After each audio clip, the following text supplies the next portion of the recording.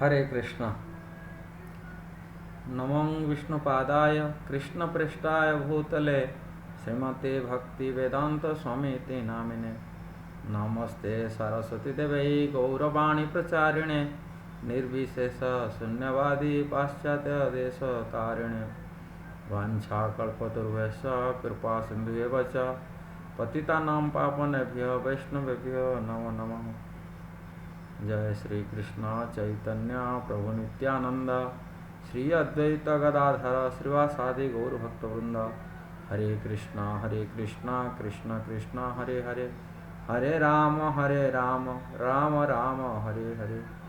भूतेर्महद्भिरिम पुरा विभो निर्माय सोते जदमूर्ष पुरुषः भुङ्क्ते गुणान् षोडश षोडशात्मकः। षोडङ्कृशिष्ट भगवान् वचंसि मे, षोडङ्कृशिष्ट भगवान् वचंसि मे। गुरुवे गुरुचन्द्राय राधिका तदालय कृष्णाय कृष्णभक्ताय तद्भक्ताय नमो नमः। हरे कृष्ण। आप सभी को स्वागत है। आज हम चर्चा करने के लिए जा रहे हैं सद्गुरु। सद्गुरु कैसे जानेंगे, उनके लक्षण शास्त्र निर्धारण बारे में चर्चा कर रहे हैं। गुरु शब्द कहते भारी हैं, श्रेष्ठ हैं। गुरु जो हमसे ज़्यादा जानकारी जिनके पास हैं वो गुरु होते हैं। किंतु हमें यहाँ चर्चा करने के लिए जा रहे हैं आध्यात्मिक गुरु के बारे में। आध्यात्म के मतलब है आत्मा संबंधी विशेष चर्चा को आध्यात्मिक कहा जाता है। आत्मा ये परमात्मा के अंश हैं और परमात्मा भगवान श्री कृष्ण है। आत्मा जीवात्मा है। भगवान और भगवान श्री कृष्ण के संबंध और आत्मा के संबंध में जो चर्चाएं होता है उसको आध्यात्मिक ही कहा जाता है। वो आध्यात्मिक गुरु भगवान के प्रतिनिधि होते हैं। वास्तविक शास्त्रों में वर्णन है जो भी ज्ञान वैदिक ज्ञान आया है वो भगवान से है आया है। भगवान भगवद गीता में कहते हैं वेदेश सर्वे रहमेद्यो वेद्यो। जो वेद मतलब ज्ञान, वेद का प्रणेता भगवान श्री कृष्ण है, उनसे है उत्पन्न हुआ है। समस्त ज्ञान के उत्स भगवान श्री कृष्ण है। उनके प्रतिनिधि ब्रह्मा जी हैं। ब्रह्मा जी की प्रतिनिधि नारद जी हैं। नारद जी की प्रतिनिधि वेदव्यास है। वेदव्यास की प्रतिनिधि माध्वाचार्य हुए। ऐसा ही परंपरा माध्यम से भगवान की प्रतिनिधि परंपरा से ज्ञान ये संसार को आया है। इसीलिए गुरु भगवान की प्रतिनिधि होते हैं। शास्त्र में इसकी वर्णन है जो प्रतिनिधि परंपरा संप्रदाय के परंपरा विहीन होते हैं वो गुरु हो नहीं सकते कि उनके द्वारा मंत्र शिक्षा आदि निष्फल होता है। इसीलिए शास्त्र के हिसाब से हमको प्रामाणिक परंपरा माध्यम से वैदिक ज्ञान को ग्रहण करना चाहिए, मंत्र आदि ग्रहण करना चाहिए। गुरु की प्रथम योग्यता होना चाहिए जो भगवान श्री कृष्ण का महान भक्त होना चाहिए। यदि महान भगवान श्री कृष्ण का भक्त नहीं तभी भगवान के बारे में जानकारी नहीं मिल सकता।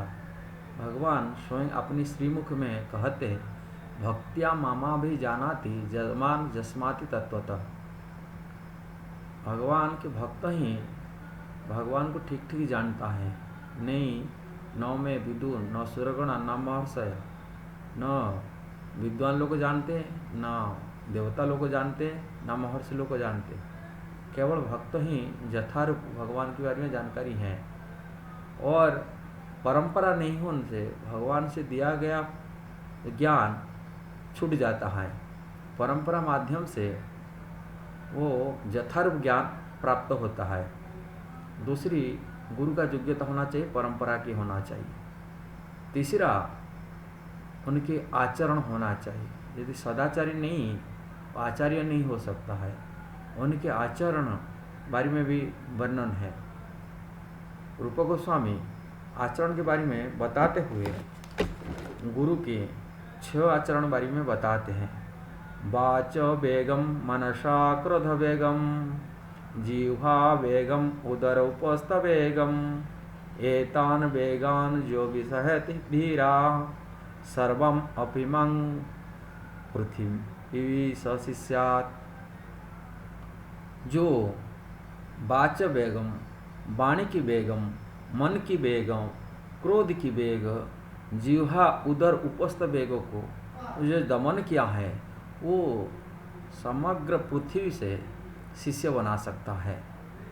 ये है आचरण। इंद्रियों पर पूर्ण नियंत्रण। जब तक कोई पूर्ण नियंत्रण इंद्रियों पर नहीं है, वो गुरु बन नहीं सकता।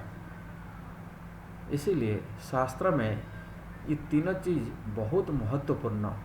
प्रामाणिक ज्ञान परंपरा से होना चाहिए, आचरण होना चाहिए और भगवान के कृष्ण का महान भक्त भी होना चाहिए।